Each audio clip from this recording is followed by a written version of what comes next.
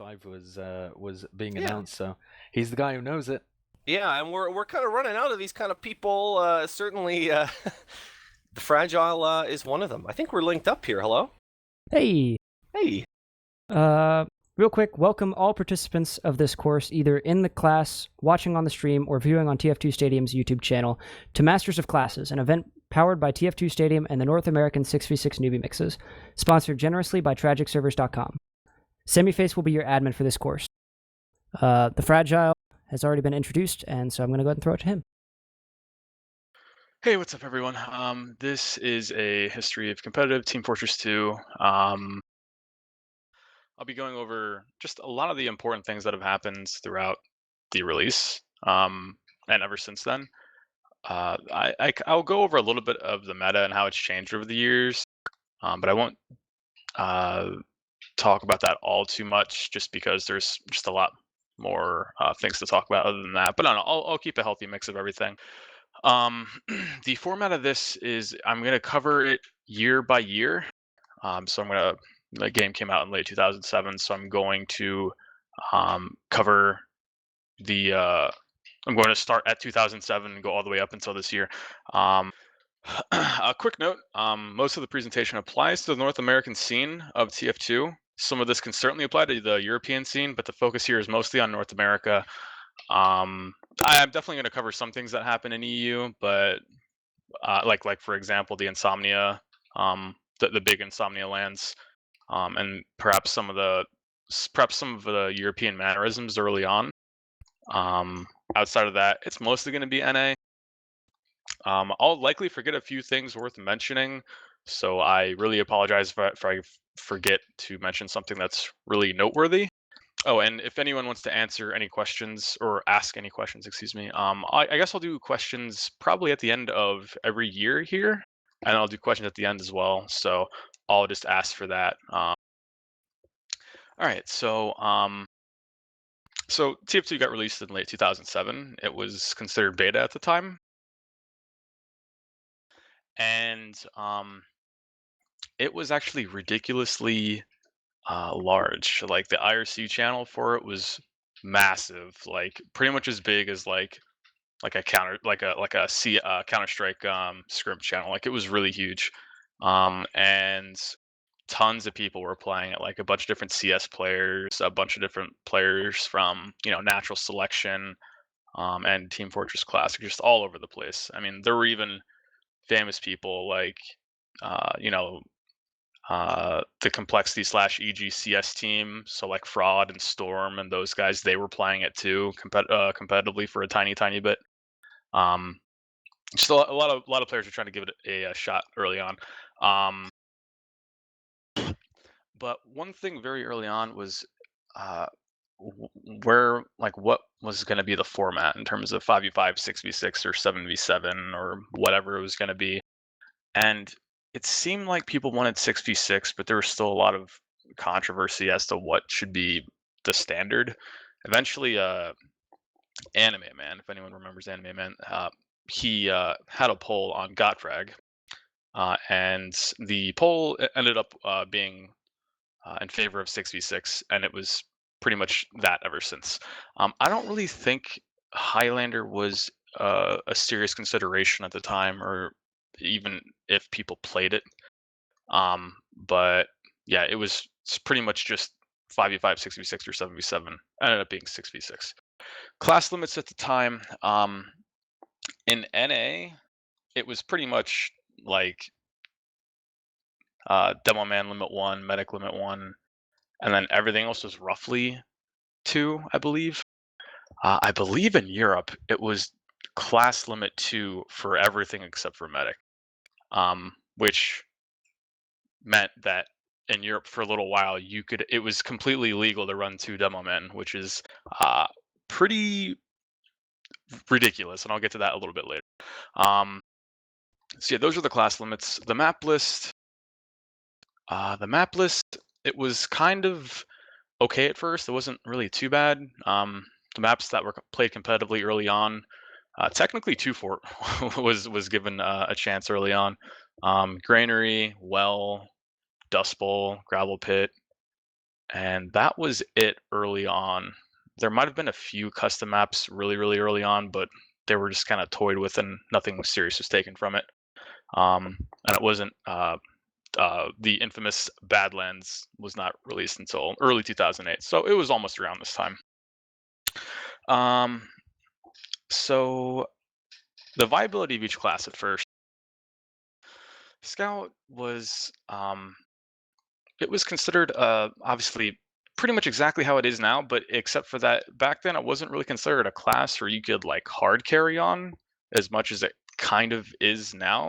Like you watch Clockwerk or Banny or Shrugger or any other really good scout, and you could be like, wow, their DM and movement is so good they could really just go nuts and carry the team. Whereas back then that wasn't really considered a thing. Like no one really thought that scout was capable of doing that. Soldier back then was kind of considered the god class, along with Demoman. I mean, Demoman's still considered really good as well.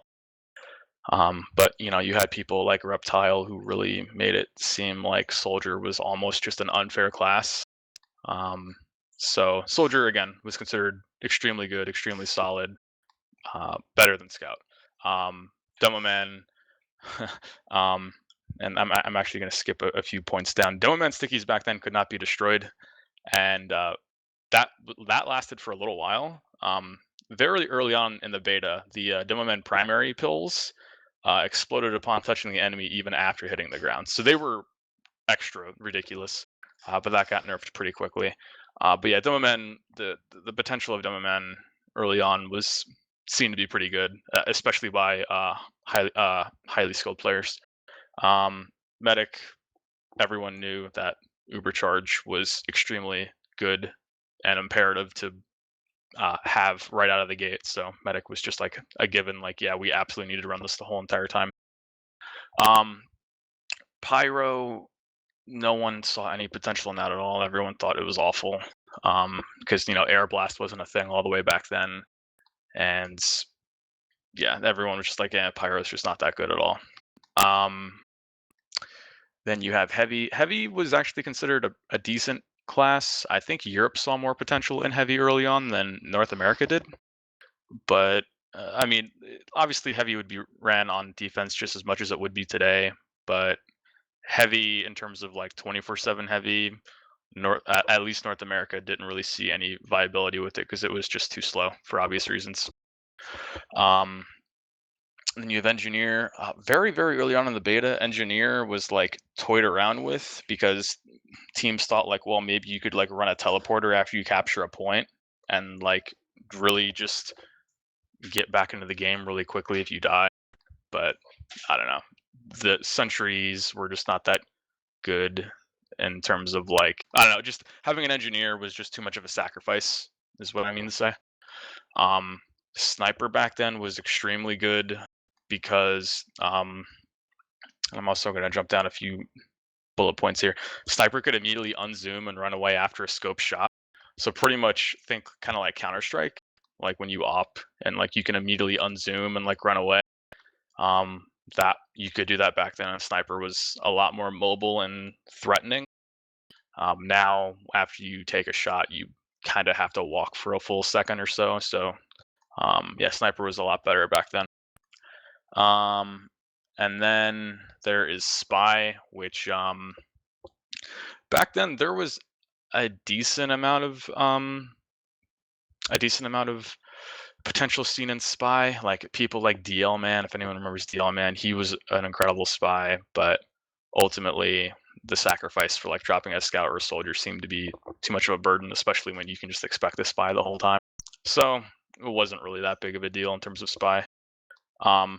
But the 2 scouts, 2 soldiers, 1 demo, 1 medic was established very quickly early on. I don't know. I mean, that's just something that a lot of top players really just found immediately and found that it just worked the best. So it just stuck. Not really too much more to it than that. I don't know. It was just found rather quickly. So here's a few interesting things early on in the beta. Medic needles could launch allies across the map. So you could like have a heavy jump in front of you and have the medic just shoot primary needles like under him, and you could launch him like the entire distance of the map. It was actually really ridiculous. That got nerfed extremely quickly, or removed, whatever. I already talked about the demo, stickies, and pills. Friendly fire was actually a thing very early on in beta, but Valve removed it because they had it in there, but then said, never mind, we didn't actually want friendly fire to be in the game and didn't intend it to be. So I don't know why it got released with it to begin with, but I don't know. But yeah, friendly fire was a thing very early on. There was a jump glitch that actually lasted like up until I think early 2008, and it took a while to get removed. There was a glitch where any class could like tap, crouch, and then like mash jump immediately after, and they would do like a weird double jump. So I think that technically meant that Scout had a triple jump, and you could get to some really interesting places. So that was pretty cool, but I think mostly illegal in some leagues. So it wasn't. I don't know. It was cool to do just like in warm up time, but it wasn't really relevant otherwise. Already talked about sniper. Crits were a thing in competitive for probably too long, until people started saying, "All right, this is kind of dumb." But yeah, in competitive matches, in like late 2007 and maybe in very early 2008, I can't remember exactly like what month it got removed.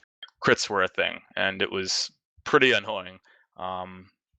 But yeah, so that got removed, and medic tricks found early on. I'm one of the things I'm going to be talking about is like some people who kind of pioneered some tricks to certain classes, or really took a class and kind of elevated it to a different level in terms of like unlocking its potential for everyone else.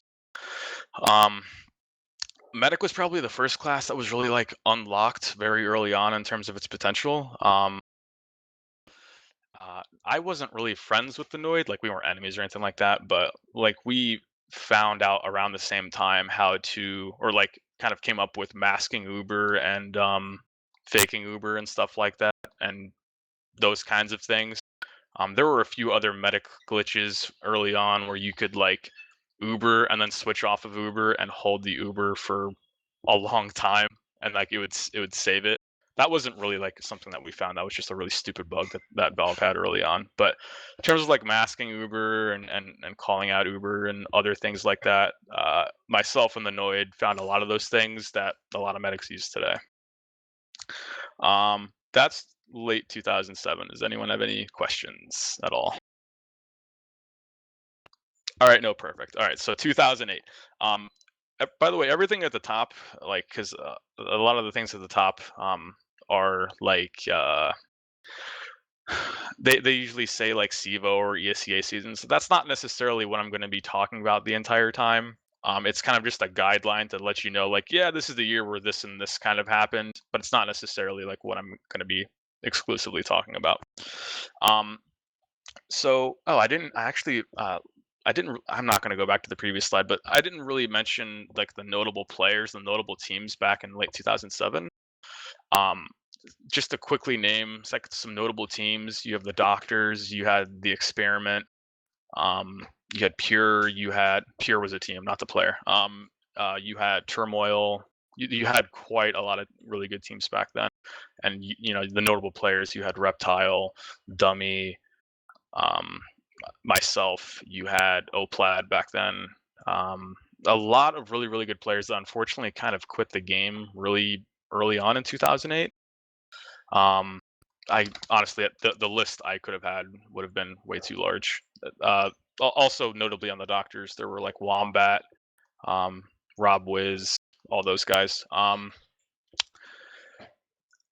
So back to 2008, the Doctors won. The Doctors and the Experiment were pretty much considered the top two teams in late 2007 to early 2008. Those teams were pretty much the Titans, and eventually the Doctors won the first season of CEVO. At least I'm pretty sure it was CEVO. And then, so they were considered the best, even though the Experiment were just right behind them. And like immediately after they won, they quit TF2 for Call of Duty 4. and they became EG, or Evil Geniuses, whatever you want to call them. And they ended up being one of the best COD 4 teams in the world, and like traveled and did a bunch of things, and ended up making a lot more money on Call of Duty than they would have made on TF2. So after the doctors left, the experiment took over, and they actually became Pandemic. And at this point, Pandemic pretty much just won everything. Like every kind of tournament that there was, they never lost. Pandemic's roster was, I mean, there were one or two people who like stepped in and out a few times, but it was Sickness, Oplad, Reptile, Rep, Dummy / Hubris / Alex What. There was a lot of demo man rotation there, and myself on medic. So Pandemic pretty much just won everything ever, and so yeah, Pandemic were really cool. Medic unlocks were a thing, and the Ubersaw was like amazing, and pretty much all the medic unlocks were amazing, which were the Ubersaw, the Kritzkrieg, and the Vampire Needles, as I like to call them. Kritzkrieg didn't really work for a while with the little mod thing that disabled random crits, so that you couldn't really use crits for even after the medic unlock was allowed. Eventually, the Pyro Air Blast or the Pyro update came out, which led to the Pyro Air Blast, which added a lot more viability to the class on usually on stopwatch maps, like if you put the Pyro on defense, like on the C Tower on Gravel Pit, very useful there. So that gave a little bit of added viability to Pyro, but ultimately Pyro was still kind of bad. And this ended up the next bullet point goes off of what I was talking about earlier. From late 2007 into I think summer of 2008, it lasted way longer than it should have. Europe had class limit 2 for everything and medic limit 1, which of course also meant demo man limit 2, which was really stupid, really as dumb as you can imagine it being. It was really that dumb, and I think still at that time, you still could not destroy demo man stickies. I know that was a thing for a pretty decent while. So if there was a trap, you just had to shoot the stickies all over the place and just get them out of harm's way. So the only issue with that is that instead of 8 stickies and like watching one entrance, it would have to be 16 stickies watching a bunch of different entrances. It was really dumb. Eventually that became to not be a thing anymore. And it was around this, before I get to Carnage, some European teams ran full-time heavy, no matter what map it was. And it's not like gloves of running urgently was a thing back then. And if it was, it wasn't even legal or anything like that. But yeah, some teams ran full-time heavy in Europe, and that was a little more common in Europe and pretty much not common at all in North America. It might have been, maybe depending on the map, but ultimately it was more of a European thing. Then Carnage came about, and Carnage's scout playstyle kind of paved the way for aggressive scouts and showed a lot of potential for the class. He really started to unlock that potential where you could be like, hey, wow, I mean, there are some good scouts in this game, but you look at Carnage and you look at him and you go, wow, he can actually carry a team. Like that was the first time where everyone went like, wow, he can actually, as a scout, just completely take control of the game and just go nuts and get a bunch of kills and not die and just be ridiculous. And it was around that time where people started to see the game change a little bit differently, because Soldier was still considered a ridiculously strong class, but now that Scout was becoming more of a threat, it really changed a lot of things around. So Carnage was like, again, one of the first scouts that really showed that kind of potential for Scout. Back then, in late 2007 until a while for 2008, demo suicides were a thing, and by that I mean like back then roaming. And I'll get to this bullet point in just a moment, but roaming soldiers were like a thing back then, but they weren't that potential wasn't really unlocked either. Like they didn't go for big crazy Mackie Wonderwall bombs or anything like that. There wasn't really that back then. It was, oh, if there's a stalemate and we want to try to force their medic, let's send in our demo man, which today that play is pretty ridiculously dumb. Like you would just not do that at this point in a stalemate situation. But that was the norm back then. So it's kind of funny when you look at it back then compared to now. There was a heavy glitch which was, I think, legal, which was really stupid, where the heavy could silently spin his minigun. So all you had to do was just have a heavy around a corner, silently spin, and then the moment you walked out, you just got mauled and you stood no chance. So that was pretty stupid. Again, Roaming Soldier wasn't at full potential just yet. Roaming Soldier was a role in 2008, and even I think in beta, but again, you didn't really have it so. The roaming soldier would be completely disconnected from the combo and like going for big plays to like run around. And this had slightly a little bit to do with gunboats not being a thing back then. Plus, again, no one really understood that you could be really effective as a roaming soldier by just being really aggressive and just being a giant distraction. Roaming soldier was kind of just an off soldier back then.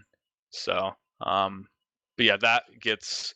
I think roaming soldier becomes more of a thing in like 2009 or 2010. It's later in this presentation. And then Envision LAN happened. That was like the first big TF2 LAN. It had about, I think, 16 teams, maybe 14 teams. I can't remember. And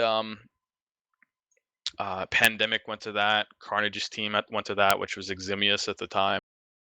A few other invite players went, and I don't know. It was a pretty cool community event.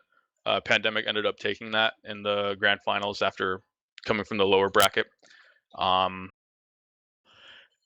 the championship gaming series was, it used to be a thing that they would have like Counter-Strike Source and all these other games on DirecTV, and it was a really big thing. And it was a really big thing for TF2 when they announced that they were going to do an online tournament for it, which people were like, oh, well, maybe TF2 will get in CGS and they'll have sponsored teams and they'll play for a lot of money and stuff like that. So there was that online tournament, and it was a really big prize pot. It was like, I think top 8 got money. Maybe it was like top 6. I can't remember. It was like more than top 3, and it was for a lot of money at the time. I mean, today, that prize pot back then would be kind of comparable to today. So it was a big deal back then. And that was probably one of the closest sets of TF2 ever. And Pandemic also won that.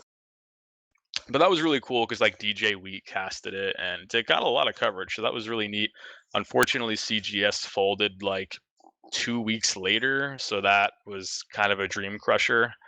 But I don't know, it was still cool that it was a thing for a little bit. That is 2008. Does anyone have any questions?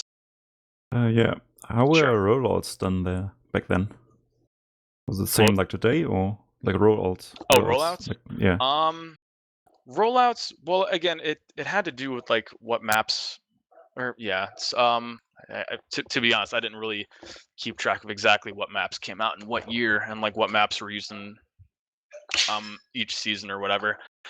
But rollouts back then, and if anyone can hear my dog, I'm really sorry. He's pretty fucking annoying. If rollouts back then were kind of quick, but I mean, they were definitely a decent amount slower than they are today. If a team today did like a 2008 rollout versus a 2015 rollout, I mean, if both teams are still evenly skilled, I would say the 2015 team would definitely have a slight advantage on mid, but it wouldn't be massive. The only difference there is if today, because back then, again, gunboats weren't really a thing, and even like super fast demo rollouts weren't a thing. Like Banny was one of the first people to really create some ridiculously fast rollouts back then, and like you didn't really see. It was actually not really possible to do like Segal rollouts on Soldier, where you can just do these ridiculous process rollouts because again, gunboats weren't really a thing, and not too many people try to do a lot of stuff like that. But again, they're definitely a hell of a lot better today. But I would say the only thing is like the 2015 rollout would definitely have a decent advantage when it comes to demo men, just because getting out those early stickies a good 3 to 4 seconds quicker than a 2008 rollout would, that would give you a decent advantage on middle. But that's about it. Was the Championship Gaming Series kind of the only thing around at this point, or was the future looking bright? Were other people interested? Was there kind of other parties involved, or was this just a one-off blip in the ocean? I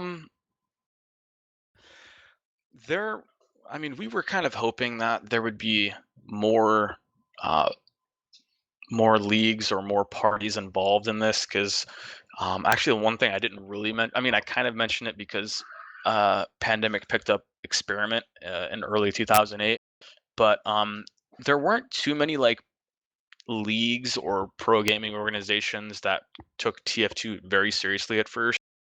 And it wasn't until I guess around the CGS tournament where like all like leagues and pro gaming organizations started to actually look at TF2 and go, hey, this is kind of a thing. And it was pretty much right after this time when teams like Complexity and Evil Geniuses and Eximius and probably a few other gaming organizations that I'm forgetting of off the top of my head, really started to look at it and start picking up teams.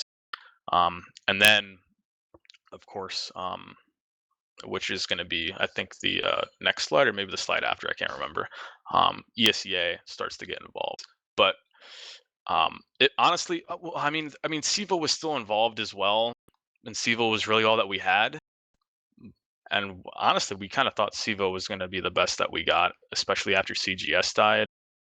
So I don't know. We kind of played with the cards that we had dealt to us, and it was just a really unfortunate thing after CGS died because we weren't really sure what was going to be the future of TF2 outside of just SIVA.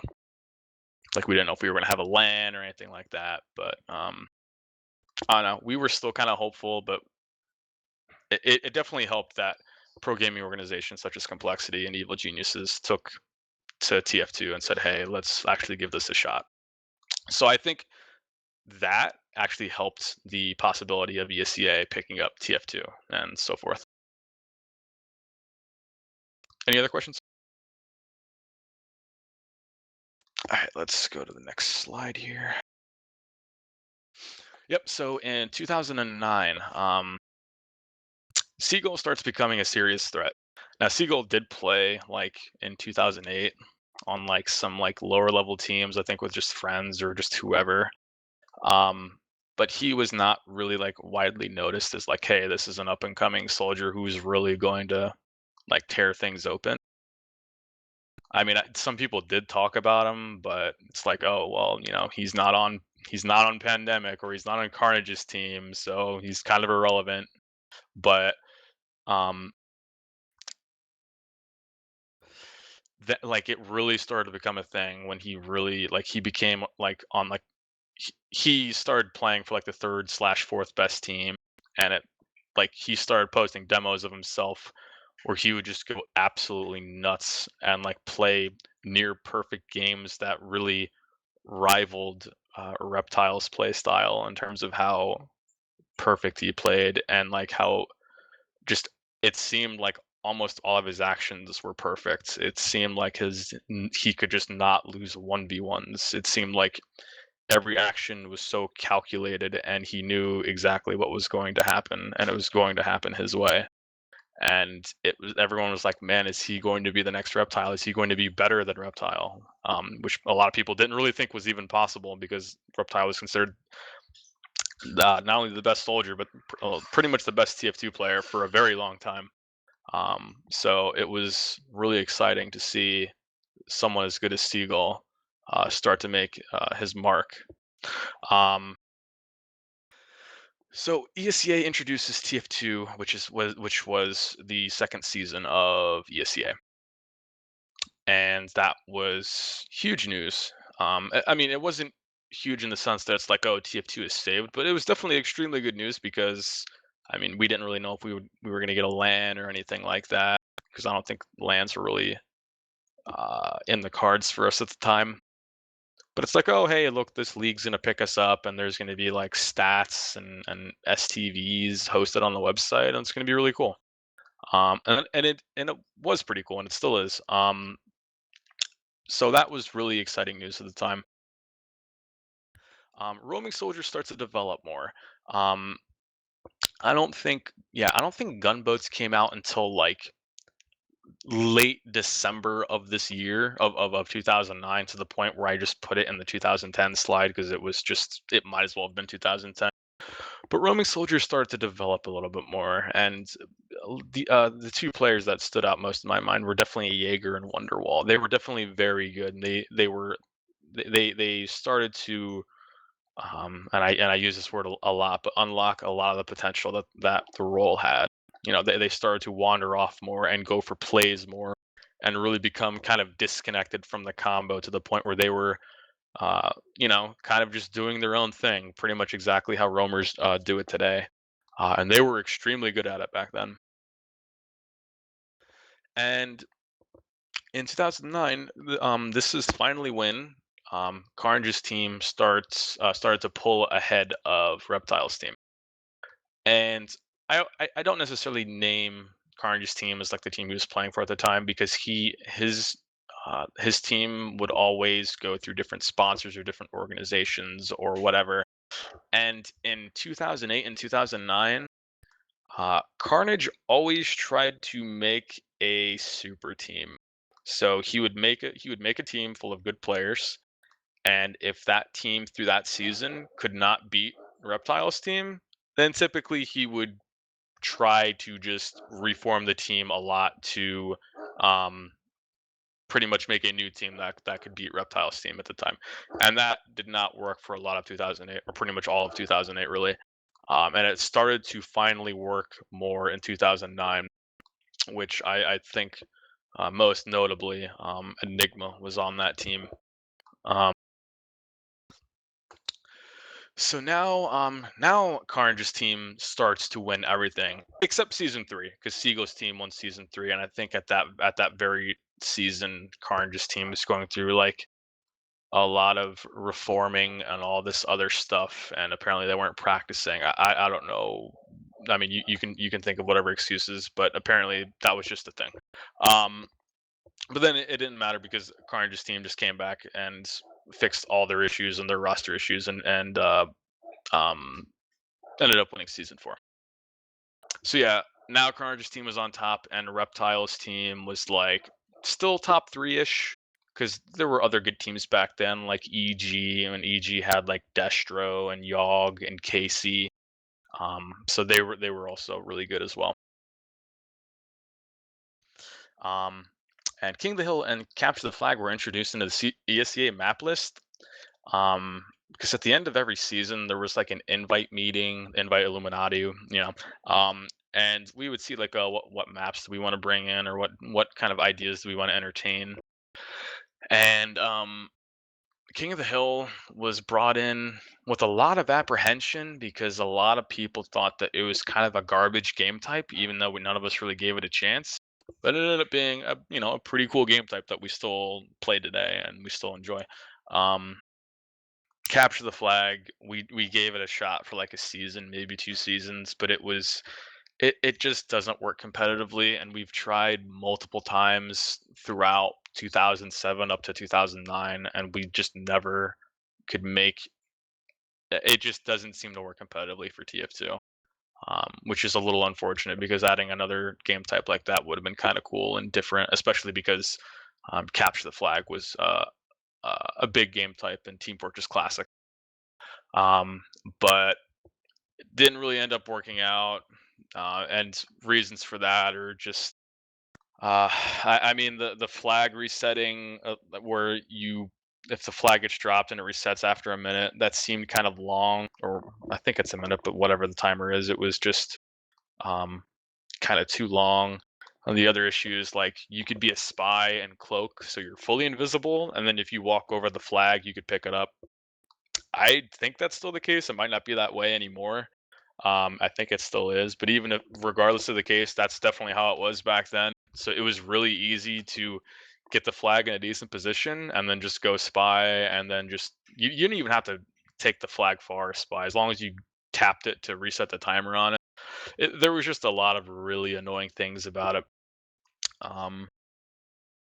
So yeah, CTF didn't last long at all. Any questions for 2009? What maps was CTF originally played on? There was a map called Mach 4. That wasn't played in 2009. That was a map that was played a little bit more in 2007 and 2008. That was not a stock map. But CTF Well was played a little bit, and 2 Fort was also played in 2007 and early 2008. But the map that was played the most, I think it was called Turbine. Doing a quick Google, yeah, Turbine was it.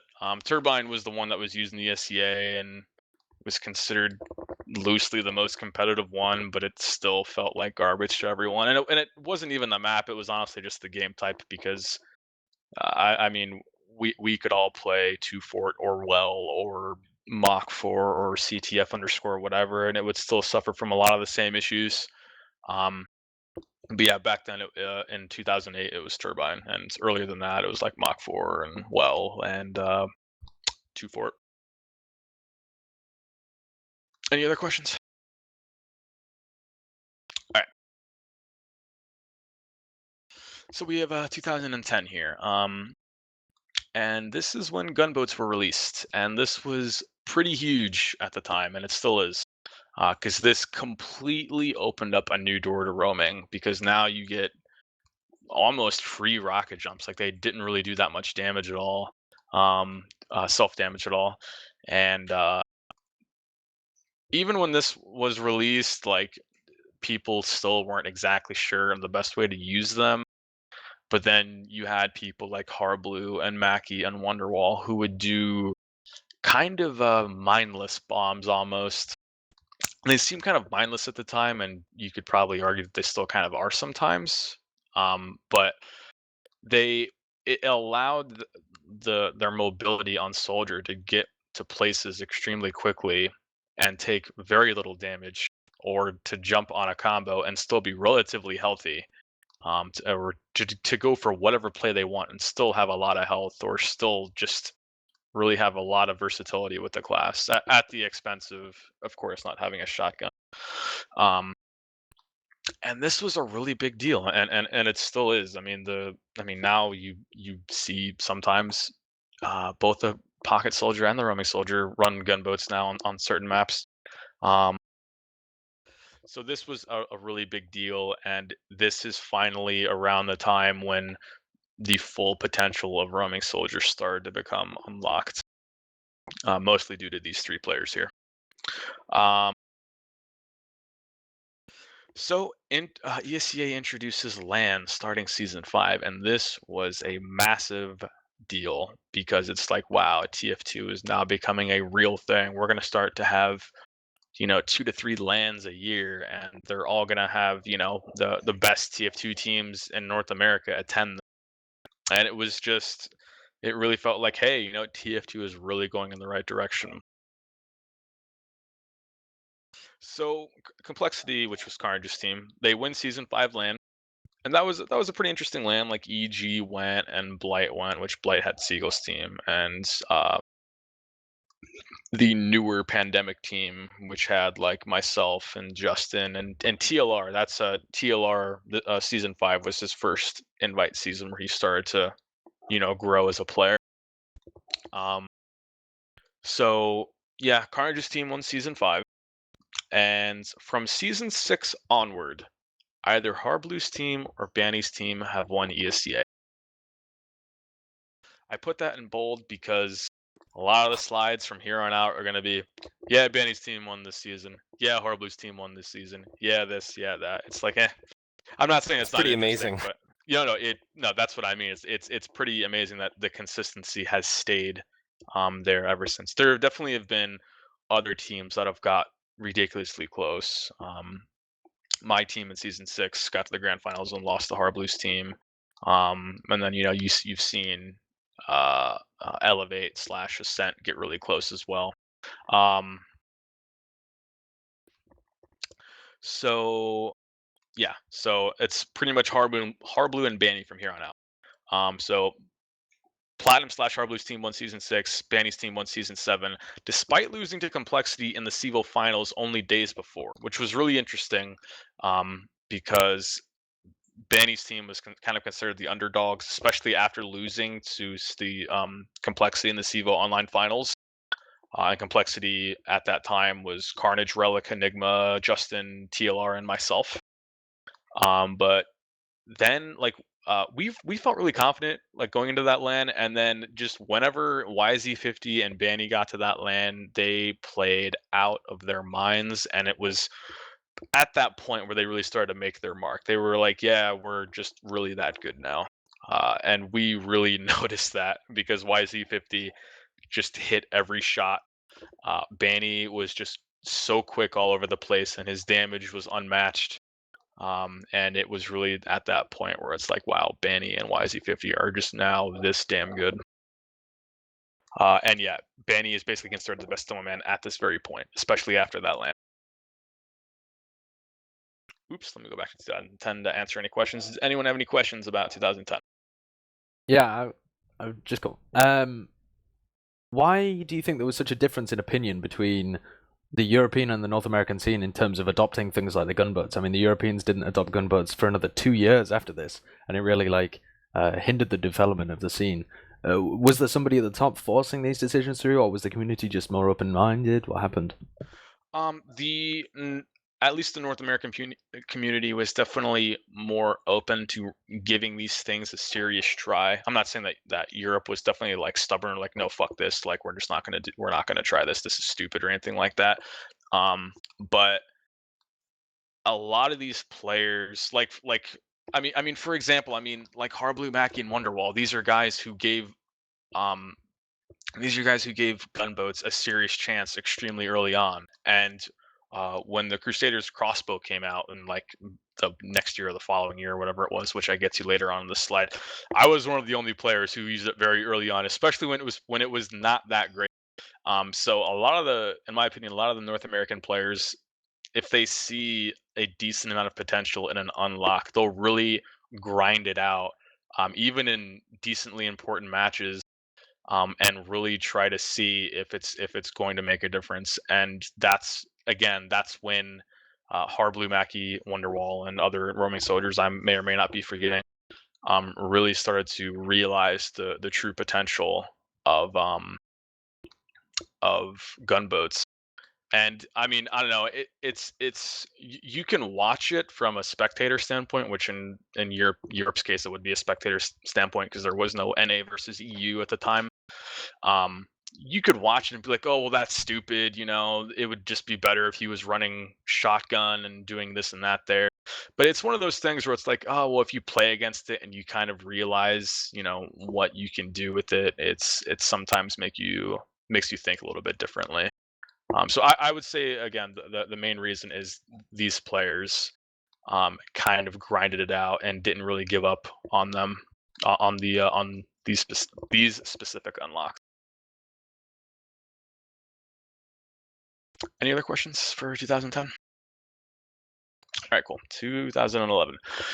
So 2011 is when Clockwerk starts to become very noticeable, and he becomes a ridiculously good scout, showing an incredibly good mix of well-timed aggression and amazing aim. I think one of the first top teams he played on, well, invite teams, I wouldn't say the team Flame Idiot was a top team. They were a pretty decent invite team. But Clockwerk played on Flame Idiot, which was not necessarily a very good team, but it was extremely apparent that Clockwerk was the best player on that team, and he would do ridiculous work. I think that was noticed in season 8, and then season 9 he was immediately picked up on EMG. And yeah, Clockwerk was kind of started to he was like becoming considered he was considered like the newer Carnage, because around this time Carnage was still playing, and he was still an invite, and he was still on top teams, but he was people thought he was starting to fall off a little bit, like people were starting to catch up to him, or maybe he was falling behind, however you want to cut that. But Clockwerk was definitely considered the new biggest threat, because at a time where everyone thought that, hey, we kind of understand how Carnage plays and we can replicate that or read it or whatever, Clockwerk had this unmatched aim, and like the best way I can describe it is well-timed aggression, and he still has some of the best well-timed aggression I've ever seen today. Where it looks like he's playing passive and chill, and then at the very next second, if you're not paying attention, he will walk in and kill 3 of you, and that still happens today, and that started to happen in 2011. So yeah, Clockwerk was quickly came on the scene, and became a top player / in my opinion, the best player in TF2. Now, arguably next to Banny. I'll leave that on the table. And Banny at this point, especially after late 2010, Banny at this point is kind of considered a pocket demo, like, because his damage was that he would put out on demo was just so ridiculously good, and it was hard to kill him. And it obviously, because he'd be kind of a pocket demo at this point, and he would do such a good job of protecting his medic, and he would do such a good job at really putting out the perfect kind of damage at all times, that it was becoming frustrating to play against a pocket Banny who was playing demo. So that became a really annoying thing to play against, and it started to become kind of like a wall where he would do kind of whatever he wanted, and if you kind of wanted to try to even out the playing field by killing their medic, it wouldn't really matter, because Banny and Tyrone were there to protect their medic, which I guess was Shade at the time, really well. So it was really frustrating to play against. Crusader's crossbow came out, not very viable at this point, but it had a lot of potential, and I was actually one of the only people to use it a lot back then. The reason why it wasn't that good was because the reload was very slow, and it didn't have the passive reload like it has today, where you can shoot it and then just immediately switch to another gun, and it just reloads even though it's not like your primary gun that's out. So it really kind of slowed you down, but it was still a really interesting gun, and I still use it a lot. I was probably one of the only players to use it a lot. So yeah, Check 6, which was TLR, Harblue, Uv, Dave AC, Kalkin, and Valen. They won Season 8 LAN, and that was the first undefeated playoff run of TF2, which was extremely impressive, and still is. And I did put that they lost the map during playoffs, and the reason why I said that is because it was like a perfect season in the sense that, like, yeah, they didn't lose, but they did drop a map, and ever since there were, I think, 1 or 2 more teams that actually ended up having a perfect season of TF2 where they didn't actually drop a map. But still, this was a really big deal, because the Check 6 roster wasn't really considered that amazing on paper, but for just whatever reason, like, they just played out of their minds, and their teamwork was just incredible. And they ended up having a perfect season of TF2 in the sense of, just not losing a game. And they were really known for their blobbing style, and that was something that a lot of teams try to replicate, but never really could. They would just in the most literal sense, they would just blob up, and you would think that would be pretty detrimental, because a demo man could just shoot a sticky and deal damage to all of them. But they were their positioning at all times were really on point, and the combo of TLR and Harblue were just incredible. And of course, that became Mix Up later on in the years. But yeah, they were an incredible team, and that was really impressive at the time. So after season 8, Platinum switches to Demo Man and becomes pretty much the only Demo Man that can stand up to Banny in any sense. In terms of damage, in terms of impact, in terms of frags, in terms of importance, pretty much everything. And this was a really big deal because back then, prior to Platinum switching to Demo, everyone thought, well, Banny's just the best and no one's going to stand up to him and he's just going to outfrag and outdamage everyone on the server, and it's kind of a helpless battle almost. It really sucked. But Platinum switched to Demo, and Platinum I think used to play Demo. Like that was just one of his first main classes, like when TF2 first started. So it wasn't necessarily a new thing to him, but it was still a big deal because it's now it's like, well, is Banny actually the best now? Because Platinum is really starting to put up extremely similar numbers and become a real problem for Banny. But regardless of that, EMG, aka at the time it was Dashness Profits, wins Season 9 LAN, which was the team with Banny and Clockwerk. Any questions for 2011? All right, 2012, here we go. 2012, this was a very important year because this was the year of I-46, which if you don't know what I-46 is, it is, or just the Insomnia Lands in general. They are held in Europe. So I think they've always been held in England.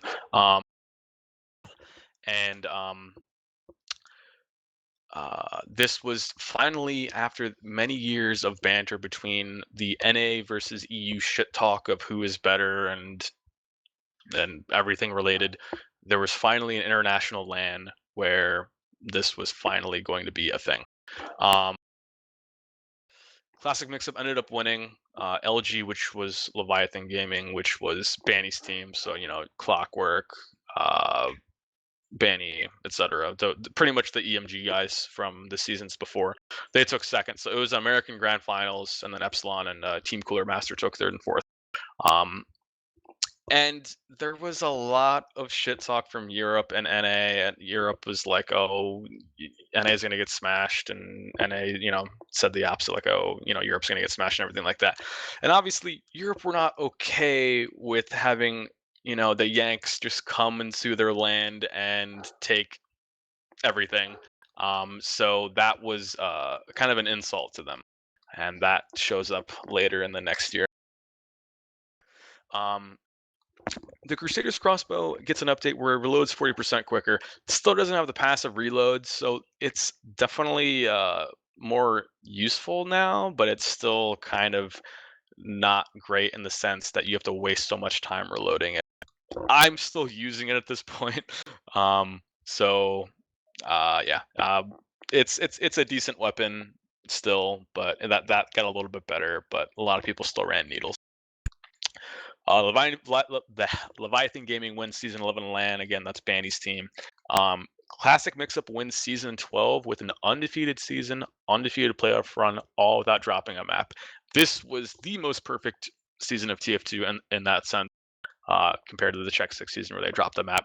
So, and this was considered to be, one of the best teams ever with Enigma and Ruin and Harblue and TLR and Platinum. And I believe Relic. I'm actually having a slightly tough time remembering that. But yeah, that was a really big deal, having that perfect season. Oops. Here. Oh, did we have any questions about 2012? All right, cool. Rolling along. 2013. Quickfix gets an update mid-season of Season 14. And even though I'm talking about Season 14 at this very second, I'm going to get to Season 13 and 14 at the very bottom, so don't think I'm skipping ahead too much. Quickfix gets an update mid-season of Season 14, suddenly becoming legal and completely changing the meta.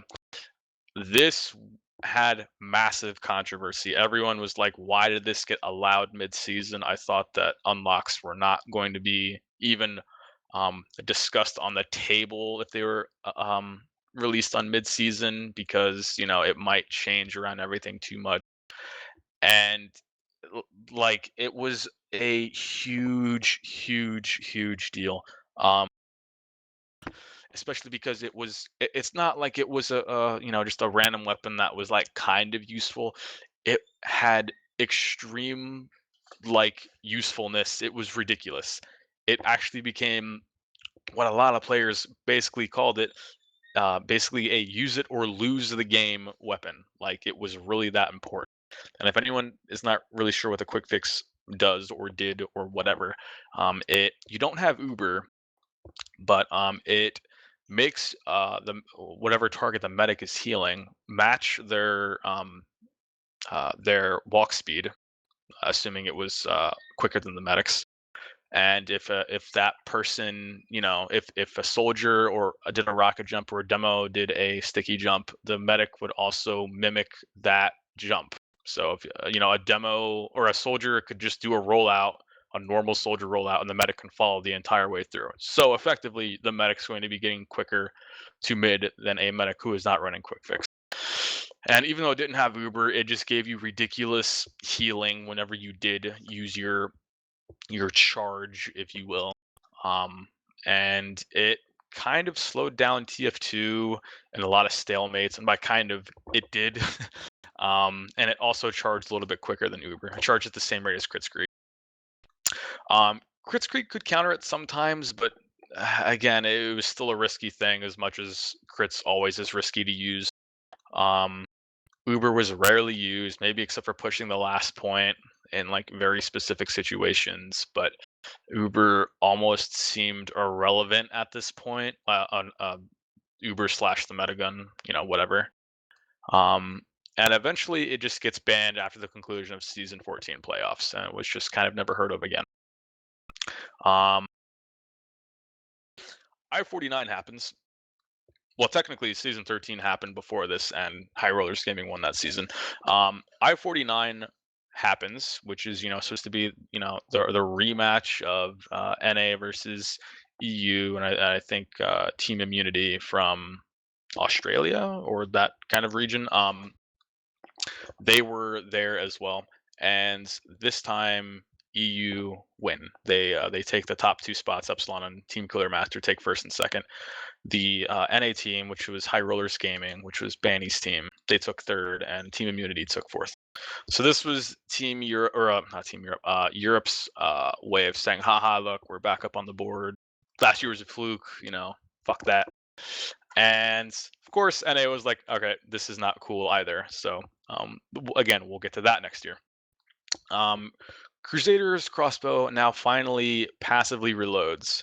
Massive buff. It started it didn't immediately go like, wow, this is going to take over needles. No one should ever use needles ever again. It wasn't like that at first. I of course still use the crossbow, so this was just like familiar territory for me, except for that it's just now perfect for me. And a lot of the time when I was using crossbow in the past, again, I kind of like the question I was asked earlier with like, well, gunboats didn't seem to be that good for Europe didn't find gunboats to be that good, and pretty much the entire world didn't find the crossbow to be that good. But I used it a lot just to see,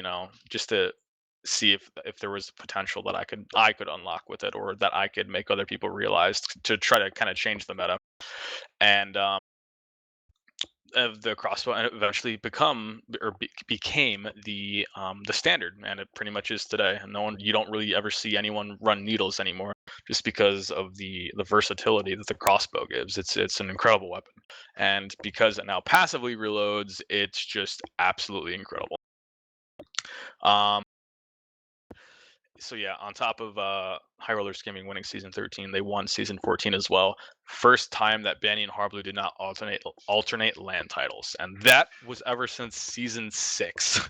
So that's been a lot of back and forth, and pretty much I think just about every year, maybe except for 1 year that I might not be thinking of off the top of my head right now.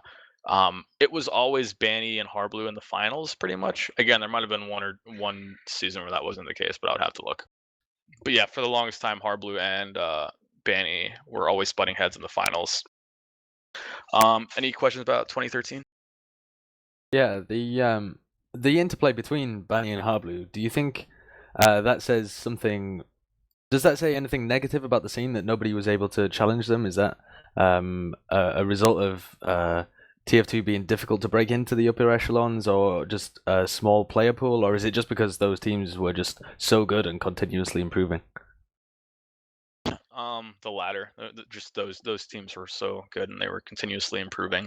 And another thing is like they kept their core roster mostly intact for a very long time. There were a few seasons where they kind of changed it around a little bit, or a decent bit actually. But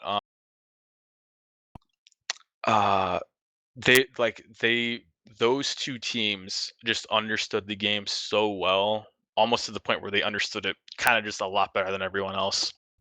And and they were just really ridiculously good, and it's so I guess it's to be honest, when I think about it now, it's a little bit mix of both. They were definitely pretty hard to beat, but at the same time, they were all just really smart players who really understood the game really well, and they stuck together.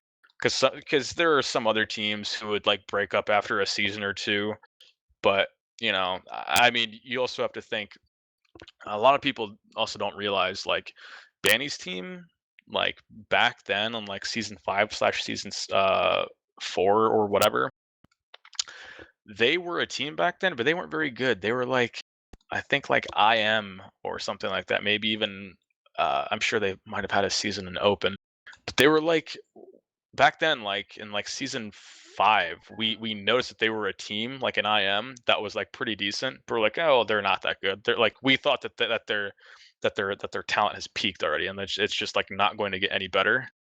But they started to improve a lot more, and that's pretty much the same thing with Platinum and Harblue. I mean, they weren't necessarily IM players, but like they were considered invite players who were pretty good. But some people thought like, well, they're just not going to get that much better, but they stuck through it and eventually got to the point where they understood the game so well and played together for so long and understood what they were doing that it took a team basically like Ascent who had to do similar things where they had to play together for a while and stick together and try to understand the game to become a top contender. Any other questions for 2013? All right, so let's get to 2014. 2014 is a year where Gravel Pit and all stopwatch maps got removed from competitive. Some people say that's a good thing. Some people say that's a bad thing. I mean that's a game type that got removed from competitive. So take what you will from that. I don't know. It's stopwatch maps are always a love-hate relationship with TF2 players because sometimes rounds would bind way too much on a medic dying randomly or stuff like that. So I don't know. It was a community decision, and that's pretty much the end of it. There was just a community poll, and it was just taken out. So again, early 2014 was the end of stopwatch maps. The meta from like 2014 up until around now has mostly stabilized to what it is today. And you could probably say that for about at any point of TF2 or probably any game where like if you look back maybe a year or so, the meta still kind of feels the same. Certainly some things would change and those changes might be a little bit subtle, barring any like giant update or something like that. Um, but yeah, so the meta is like reasonably similar. I-52 happens, and now, of course, NA were looking for revenge, and they got it with Frogotech winning. Epsilon and Mixup had a ridiculously close game, and that really could have gone either way, but Epsilon ended up taking it. So Mix-Up got third, and Immunity again got fourth. Lost in Translation becomes a team which would eventually become Exertus, Elevate, and now Ascent. Banny switches to Scout, which took a lot of people by surprise because it's like, well, we kind of thought that Banny was one of the best snowmen in the game, arguably the best. Why would he get off of the class that he does so well? And I mean, it was hard to argue because I mean, you look at it now and it's like, well, Banny's definitely one of the best scouts. So it was definitely a questionable play, questionable to the community, I should say. At the time that it happened, Mix-Up win season 15, and the GXO LAN happens, which was the biggest NA TF2 LAN to date. Which was also really exciting because CEVO playoffs, or CEVO wanted to have their playoffs at that LAN on the first day, and then the community tournament on the second day. And for both the CEVO results and the community tournament results, both had Froyo first, Mix-Up second, Elevate third, and ShootHoops fourth. So very important and awesome LAN, and it was actually a lot of fun. Froyo Tech wins season 16 and 17 of the ESCA. Elevate have an undefeated season record for season 17, but then of course they would lose to Froyo Tech in the finals. And Elevate eliminate Classic Mix-Up at season 17 LAN. They beat them in the lower bracket finals, which was a really big deal because Mix-Up always plays top 2. And Mix-Up died right after that LAN. They just completely disbanded, and that was it. Which was actually, when that happened, a lot of people were questioning, like, well, what's happening with TF2? Like, we're used to having, Mix-Up and Froyo Tech and all, and be there and just be like these titans of TF2 that are always just butting heads. And now Mix-Up just got third, and now they're just going to disband, and that's it. Like, people were like, man, is Invite going to be competitive anymore? Like, what's happening? And Mix-Up were just not okay with placing third, and they thought that their time was just done. So, but even with all of that controversy of like, oh well, is Invite even going to be competitive? You look back at that point, you look back to now, or you look to now, and it's still just as competitive, and the teams are just as good. It's, even though it would be really awesome if Mix-Up still played, but unfortunately they don't. So do you have any questions for 2014? All right. 2015. Yeah. So there was the matchmaking announcement. Huge deal. Unfortunately, matchmaking has still not come out yet, which a lot of people are anticipating that should be awfully soon. And there have been some teams and some player, and definitely a lot of players who don't play right now, that have voiced a lot of interest in coming back when matchmaking does come out. So there's definitely a lot of hype building around that. So we'll see exactly how that goes. But yeah, matchmaking was announced this year, and yeah, it's not out just yet. Froyo Tech wins season 18 LAN with an undefeated season, undefeated run, all without dropping a map, much similar to what Mix-Up did like 2 or 3 years ago. I-55 happens, which just happened last August. Froyo Tech win it, Nerd Rage getting second, Reason getting third, and Ascent getting fourth. Very fun LAN. It was very cold. Froyo Tech wins season 18 LAN. Did I put that twice? I put that twice. Maybe I just wanted to really put that there to emphasize that Froyo Tech won season 18 LAN. ESCA drops TF2 LAN due to ESL sponsorship, continues with online league. This was, a lot of people were kind of like shit, like what's going to happen with TF2? Like, is it going to be worth it for some of these guys? Namely, and by these guys, I mean like some of the Invite players, because obviously dropping LAN doesn't necessarily affect an open player. But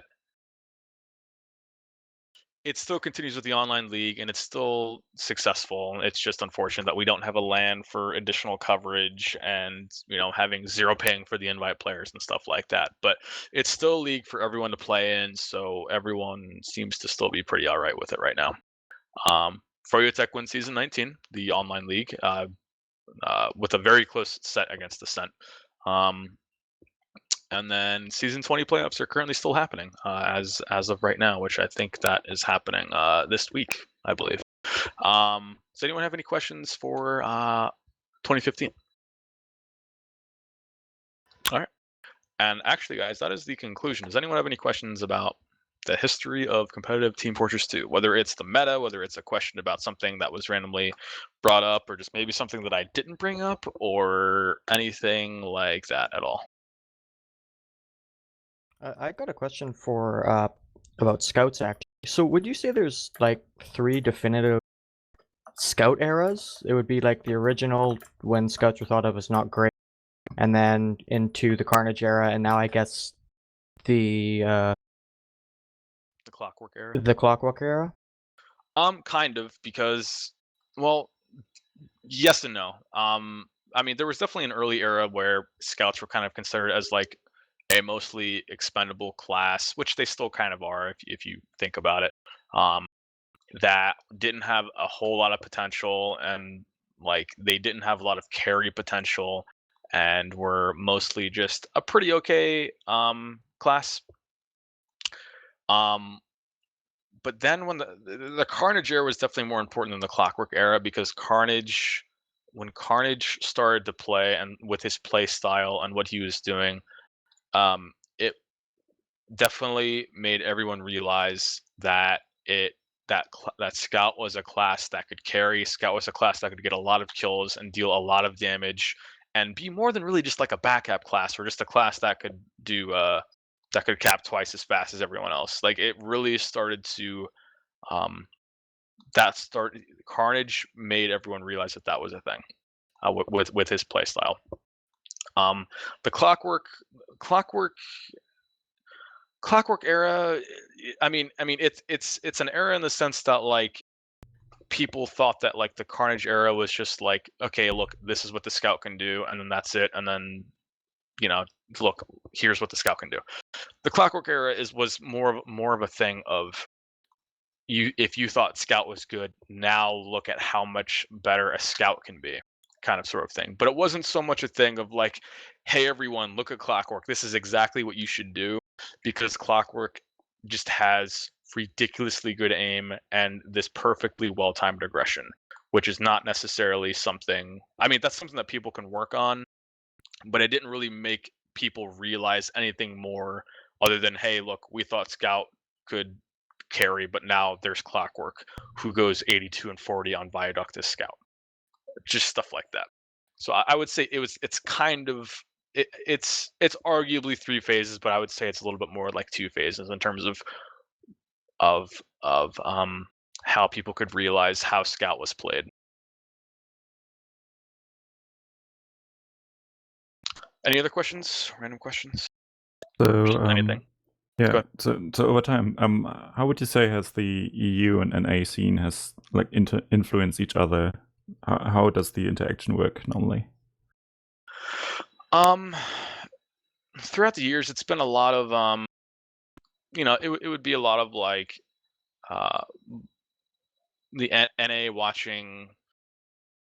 Like, there would be some NA players that would post in EU forums, and some EU players posting on NA forums.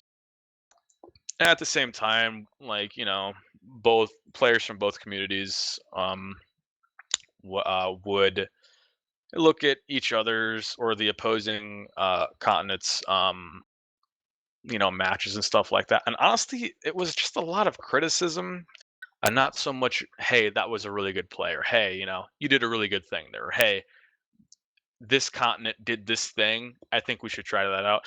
And I think that was a little bit of both continents being a little bit stubborn, because I just don't think either continent wanted to ever admit that the other one was good at anything, because both continents were so sure that their own was better than the other. So in terms of, I mean, I believe, I'm not sure if it was Sideshow or Admirable that said it like at the end of the previous class, but one of them said that like NA kind of paved the way for a lot of the things that EU did, which I'm not going to say that's definitely true. I would say that I guess that's true, mostly true. I'm not going to just automatically outright say, yeah, you learned all of our shit from us, so just take that. But again, in terms of influence, NA would look at some EU stuff and EU would look at some NA stuff, and sometimes we'd be a little bit impressed, but there wasn't too much idea sharing or, hey, look, you can do this. It was mostly just, look at these idiots doing this, they suck, we're so much better. And again, it was just a lot of being really stubborn up until when the Insomnia Lands started happening, where I think around I-46 or I-49, that's kind of when NA and EU were started to become a little more friendly with each other and started to open up a lot of ideas to each other, in my opinion. Okay, thank you. Any other questions? If no one else is asking one, is Check 6 Blob still viable for actually high-level play?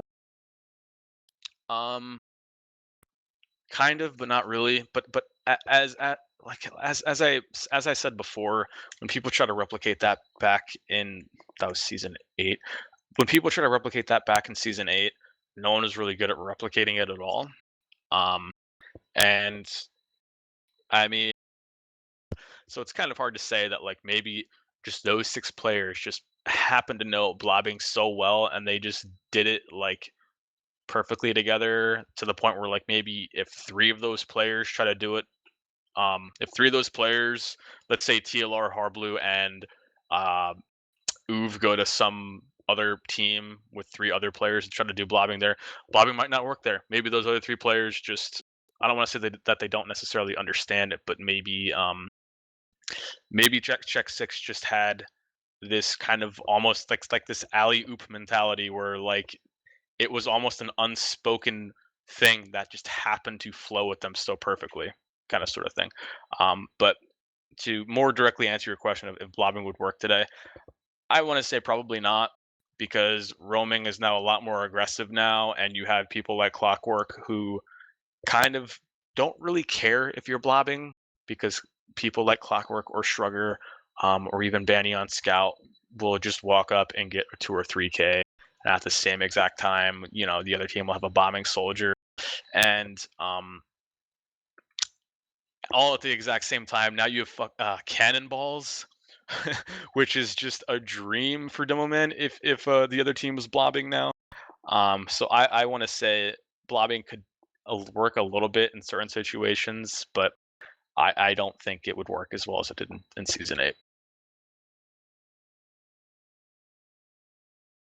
Another question? Sure. Would you say that the Manconomy has any influence on competitive TF2? Like the introduction of it in 2012, I think it was, right? The economy. The Manconomy, yeah. The Manconomy, yeah.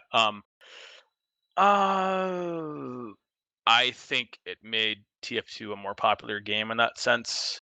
With the introduction of items and hats, which everyone loves hats. I mean, I'm not going to say it definitely didn't help.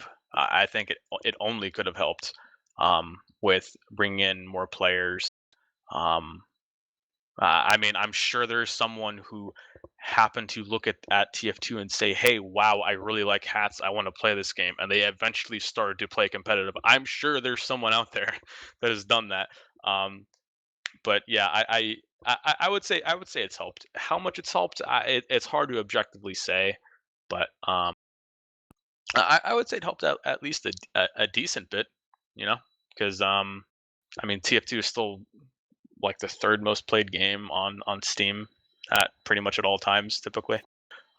So yeah, I would say the economy or the Manconomy or whatever definitely helped a lot.